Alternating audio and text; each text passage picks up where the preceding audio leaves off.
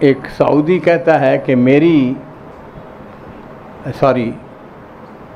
Golf کا رہنے والا ایک، آپ اس کو کہہ سکتے ہیں قطر کا ہوگا یا دبئی کا ہوگا یا کویت کا ہوگا، بہرحال اس نے اپنے والدین سے کہا، اس نے کہا جی میں نے سعودی عرب میں شادی کرنی ہے، میری شادی ہوگی تو سعودی عرب کے اندر ہوگی۔ انہوں نے کہا ٹھیک ہے، یہ چونکہ کنٹریز بالکل ساتھ ساتھ ہیں، کوئی ویزے کا مسئلہ نہیں ہے، ویسے بھی آنا جانا آسان ہے۔ بہرحال وہ ایک اچھے گھرانے میں مالدار تھے، بہت ہی بلکہ مالدار تھے، کارخانے بزنس وغیرہ، ایک اچھے گھرانے کو انہوں نے رشتہ بھیجا۔ آپ سب سمجھتے ہیں ہم بھی بیٹیوں والے ہیں، آپ بھی ہیں، یعنی وہ ہم تو آئے زمانے میں یہ کہتے ہیں کہ اللہ کا شکر ادا کرتے ہیں اگر اچھے گھرانے سے رشتہ ہے۔ خیر قصہ مختصر یہ ہے کہ وہ شادی ہو گئی۔ اب وہ جو لڑکی ہے وہ سعودی عرب سے اس ملک میں منتقل ہو جاتی ہے۔ وہ کہتی ہے کہ کچھ تھوڑے ہی مہینے گزرے، رمضان شریف کا مہینہ شروع ہونے والا تھا، اور سعودی عرب کے اندر ایک اچھی بات جو ہے وہ یہ ہے کہ رمضان آنے سے پہلے اس کا استقبال کیا جاتا ہے، اس کا اہتمام کیا جاتا ہے۔ عام طور پر گھروں کے اندر خاتون خانہ وہ اہتمام کرتی ہیں، رمضان کی چیزیں خریدنا شروع کر دیتی ہیں کہ رمضان آ رہا ہے، اس کے لیے کچھ اہتمام، کچھ زیادہ کھانے پینے کی چیزیں۔ خیر اس نے بھی اپنے خامد سے کہا، اس نے کہا جی رمضان شریف آ رہا ہے اور اس کے لیے ہم کچھ اہتمام کریں، کچھ چیزیں خریدیں، مارکیٹ جاتے ہیں بازار سے کچھ چیزیں۔ اس نے کہا کوئی بات نہیں، پھر سے کبھی، ابھی وقت بڑا پڑا ہوا ہے۔ اس نے کہا کوئی بات نہیں۔ کچھ وقت اور گزرا، اس نے پھر کہا، اس نے پھر اس کو ٹال دیا۔ اب باقی رہ گئے 5-6 دن رمضان شریف میں۔ اب تو اس نے ذرا تھوڑا سا، خاتون جو ہے اس نے اپنے خامد سے کہا، اس نے کہا جی کیا بات ہے، رمضان شریف آ رہے ہیں، آپ کو کوئی خوشی نہیں ہے؟ اس کے استقبال کرنا ہے، ویلکم کرنا ہے، بازار جاتے ہیں، چیزیں لے کے آتے ہیں، کچھ سموسے، کوئی یعنی بہت ساری ایسی چیزیں ہیں، مکرونہ وغیرہ۔ خیر اس نے کہا دیکھو بات سنو، صحیح پوچھتی ہو نا؟ اس نے کہا ہاں بتاؤ۔ اس نے کہا ہم تو روزے نہیں رکھتے۔ اس نے کہا کیا مطلب؟ اس نے کہا بس میں روزہ نہیں رکھتا۔ اس نے کہا تمہاری ماں؟ اس نے کہا میری ماں یعنی ساس میری؟ اس نے کہا میری ساس بھی تمہاری جو ہے وہ بھی روزہ نہیں رکھتی۔ اس نے کہا اچھا تمہارا والد؟ اس نے کہا وہ بھی روزہ نہیں رکھتا۔ گویا پورے گھر کے اندر کوئی روزہ نہیں رکھتا۔ اس نے کہا کب سے روزہ نہیں رکھتے ہو؟ اس نے کہا ہم نے تو کبھی روزہ رکھا ہی نہیں ہے، نماز ٹھیک ہے پڑھ لیتے ہیں، حج بھی کیا ہوا ہے، زکوٰۃ بھی ادا کرتے ہیں، لیکن رمضان شریف کا اہتمام ہمارے یہاں نہیں ہے، بڑا مشکل ہوتا ہے روزہ رکھنا۔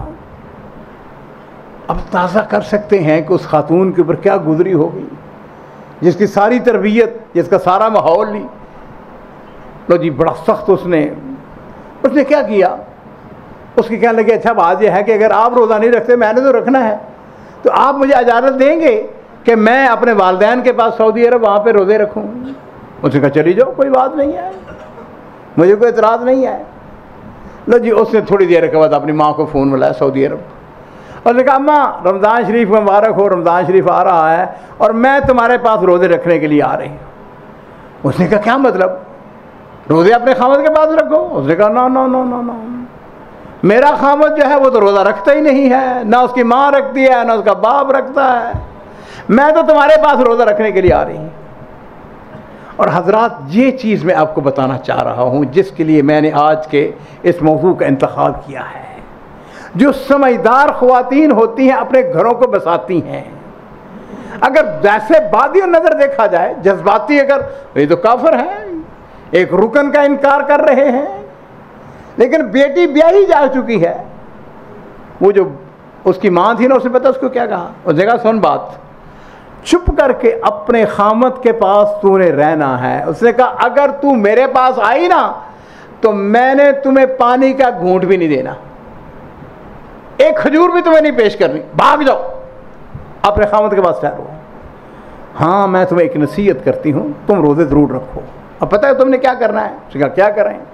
اس نے کہا جس دن روزہ رکھو، پہلا روزہ خوب اس کی تیاری کرو، بہترین قسم کا قہوہ، اور قہوہ جو ہے جس کو آپ قہوہ کہتے ہیں، وہ قہوہ بولتے ہیں، وہ عربوں کی کمزوری ہے، اور صحیح معنوں میں قہوہ بناؤ اس کی خوشبو پھیلتی ہے، اس نے کہا ایسا کرو کہ گھر کا جو ہے نا سالہ میجر سالہ مین، اس کے اندر دسترخوان بچاؤ، اس کے اوپر انواع و اقسام کے جو افطاری کی چیزیں ہیں وہ رکھو، گاوا رکھو، کھجوریں رکھو، اور ان کے سامنے افطاری کرو۔ اس نے کہا ٹھیک ہے۔ لو جی، پہلا روزہ شروع ہوا، اس نے روزہ رکھا، اور باقی افطاری کے لیے اہتمام کرتے ہیں، عرب بہت کرتے ہیں، ہم بھی کرتے ہیں الحمدللہ۔ خیر، اس نے کیا کیا، دسترخوان لگایا اور اس کے اوپر انواع و اقسام کے، اور اس نے کیا کیا، جان بوجھ کے اس کا ڈھکن کھول دیا۔ وہ جیسا نا کیا کہتے ہیں، دلہ اس کو بولتے ہیں عربی زبان کے اندر۔ خیر، تو اس نے اس کا ڈھکن کھول دیا، اب وہ خوشبو پھیلی۔ جب اس نے نماز پڑھی تو اس کی سانس آ گئی۔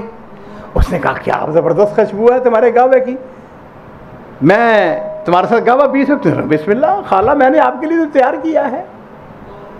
ان کو گاوا پیش کیا، اور حضرات آپ کو یہ جان کے خوشی ہوگی، اگلا دن جب ہوا اس نے پھر وہی اہتمام، پھر وہی گاوا۔ اب کی بار یہ ہے، دوبارہ جب اس کی خالہ سانس آئی، اس نے کہا ہاں گاوا، اس نے کہا بسم اللہ پیو، اور ساتھ ہی اس نے کہا خالہ اگر تم روزہ رکھ کے یہ گاوا پیو گی نا تو تمہیں جو لذت، تمہیں جو سکون، تمہیں جو چین ملے گا نا، اس کا تم تصور نہیں کر سکتے۔ اس نے کہا کوئی بات نہیں، کل میں روزہ رکھ لیتی ہوں۔ لو جی، اگلے دن اس کی ساس نے روزہ رکھ لیا۔ اب شام کے وقت اس کا سسر آ گیا، اس نے اپنے سسر کو بھی گواہ پیش کیا، اس نے بھی اس کو بڑا لائک کیا۔ اس نے کہا ماموں، خالہ، خالو جو بھی کہتی، اس نے کہا کہ اگر آپ بھی میرے ساتھ، ہمارے ساتھ بیٹھ کے افطاری کریں گے نا تو جو گاوا اس وقت پینے کا مزہ ہے اس کے کیا کہنے ہیں۔ اس نے کہا کوئی بات نہیں، میں نے بھی روزہ رکھ لیتا ہوں۔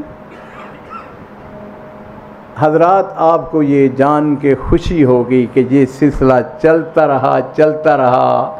کہتی ہے کہ میں اپنے خامد کو مینٹلی طور پر تیار کرتی رہی حتیٰ کہ 12واں روزہ آ گیا۔ جب 12واں روزہ آیا نا تو میں نے اپنے خامد کو بھی کہا جب میں روزہ رکھ رہی ہوں، تمہاری اماں رکھ رہی ہے، تمہارے ابو رکھ رہے ہیں، تو تم کیوں نہیں رکھ رہے بھائی؟ اس نے کہا چلو میں بھی کل سے شروع کرتا ہوں۔ اس طریقے سے وہ گھرانہ جو کہ بگاڑ کی طرف جا چکا تھا، جو روزے نہیں رکھتا تھا، ایک خاتون کی حکمت عملی کی وجہ سے، اور میں اگر یہ کہوں اس کی لیڈرشپ کی وجہ سے، اس کی قیادت کی وجہ سے، اس کی اعلیٰ سوچ کی وجہ سے، وہ گھرانہ جو ہے وہ تباہی بربادی سے بچ گیا۔ اپنی بچیوں کو، اپنی بیٹیوں کو ایک بات ضرور کہیں، سمجھ لیں، جو بھی بچی اپنے سسرال جاتی ہے شروع میں پرابلم آتی ہیں، بہت کم ہوں گے ایسے معاملات، لیکن کیوں؟ ایک نئے ماحول کے اندر جاتی ہے، ایک نئی جگہ جاتی ہے، ایک نئی انوائرمنٹ ہوتی ہے۔ اب اپنی بچیوں کو تیار کریں، شادی سے پہلے ان کی تربیت کریں، اپنی بیویوں سے کہیں کہ اپنی بیٹی کی تربیت کرے کہ تم نے اپنے والدین کے گھر میں تو ہر بچی، چاہے وہ امیر کی ہے چاہے وہ غریب کی ہے، وہ پھولوں کی سیج پہ ہوتی ہے، لیکن جب سسرال جاتی ہے لازماً پرابلمز آئیں گی۔ لیکن کیا ہے، ایک میں بتاؤں، ہر بات بیٹی کی نہ سنا کریں، ہر بات ٹیلی فون کرتی ہے نا، بار بار ٹیلی فون مت اٹھایا کریں، بند کر دیں ٹیلی فون،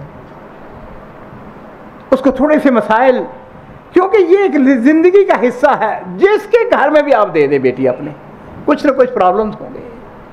لیکن جو عقل مند لوگ ہیں، اور میں اکثر یہ بات کہا کرتا ہوں، اور اس بات کو سمجھ لیجیے کہ اسلام گھروں کو توڑتا نہیں ہے، بلکہ اسلام گھروں کو جوڑتا ہے، اور جوڑنے کے لیے یہ ہے اپنی بچیوں کو اچھے طریقے سے تربیت کریں۔